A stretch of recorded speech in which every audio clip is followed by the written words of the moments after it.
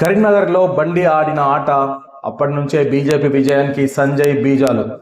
కరీంనగర్ కార్పొరేషన్లో కమలం వికసించింది. అక్కడి మున్సిపల్ ఎలక్షన్ల ఫలితాలు అధికార ప్రతిపక్ష పార్టీలకు బిగ్ షాక్ ఇచ్చాయి. మొత్తం కరీంనగర్ కార్పొరేషన్లో 66 డివిజన్లో ఏ పార్టీకి స్పష్టమైన మెజార్టీ రాకపోవడంతో తొలుత హంగ్ ఏర్పడింది. అయితే కేంద్ర మంత్రి బండి సంజయ్ తన రాజకీయ చతురతతో రాత్రే సమీకరణలు మార్చేశారు. 5 స్వతంత్ర అభ్యర్థులను బీజేపీలోకి చేర్చుకోవడంతో ఆ పార్టీ బలం 35కు చేరి మెజార్టీ మార్కును దాటింది. మెజార్టీ మ్యాజిక్ ఫిగర్ దగ్గర వచ్చింది. ఇంకా మరికొంత స్వతంత్రులు కూడా కమలం గుడికి చేరే అవకాశం కనిపిస్తుంది. దీంతో రాష్ట్ర బీజేపీలో బండి సంజయ్ క్రేజ్ పెరగనుంది.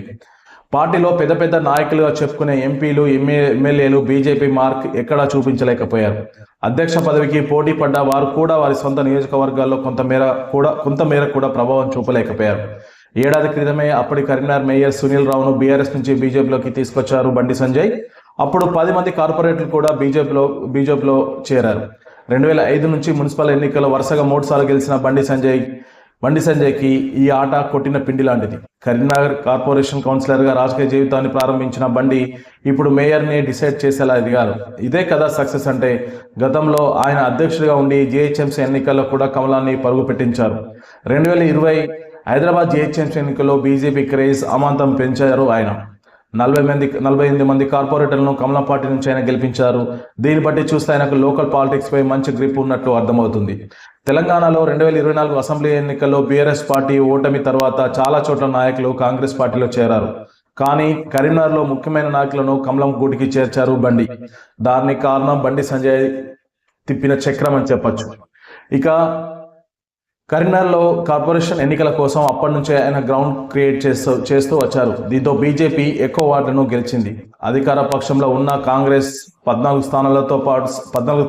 స్థానాలతో సెకండ్ ప్లేస్లో ఉంది. అలాగే ప్రతిపక్షంలో ఉన్న బీఆర్ఎస్ మాత్రం థర్డ్ ప్లేస్కు పడిపోయింది. ఇక ఎంఐఎం 3 చోట్ల, స్వతంత్ర అభ్యర్థులు 5 చోట్ల గెలిచారు. రాష్ట్ర వ్యాప్తంగా ఉన్న రిజల్ట్స్ కరీంనగర్లో వచ్చిన ఫలితాలు ఉల్టా ఉన్నాయి. రాష్ట్ర వ్యాప్తంగా కాంగ్రెస్ కు పోటీ బీఆర్ఎస్ ఇస్తే ఇక్కడ మాత్రం బీజేపీ ఏకంగా కార్పొరేషన్ కైవసం చేసుకుంది. విజయానికి కారణమైన ముఖ్యమైన అంశాలను ఇప్పుడు చూద్దాం.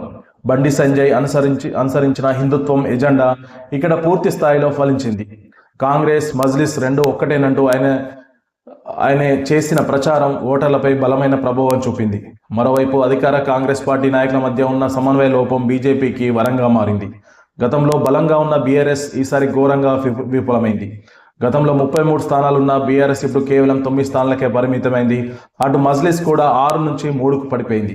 మొత్తానికి కరీంనగర్ కార్పొరేషన్ను బీజేపీ కైవసం చేసుకోవడం తెలంగాణ రాజకీయాల్లో హాట్ టాపిక్గా మారింది.